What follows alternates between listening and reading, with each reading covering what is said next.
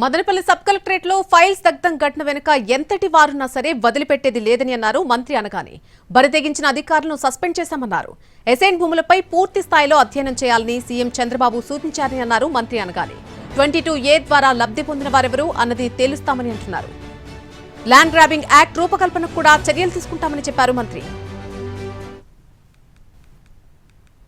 ఎంత దారుణంగా ఒక రాజకీయ నాయకుడి చేతిలో అధికారులు కీలుబొమ్మలుగా ఉండి రెవెన్యూ కార్యాలయంలోనే భద్రత లేకుండా పోయినటువంటి పరిస్థితి. ఇమ్మీడియట్ యాక్షన్తో ఇద్దరు ఆర్డీఓల్ని, గతంలో పనిచేసినటువంటి ఆర్డీఓ, ప్రస్తుతం ఉన్నటువంటి ఆర్డీఓ హరిప్రసాద్, గతంలో చేసినటువంటి ఆర్డీఓ మురళి, సీనియర్ అసిస్టెంట్ గౌతమ్ని కూడా సస్పెండ్ చేస్తూ ఆదేశాలు కూడా ఇవ్వడం జరిగింది.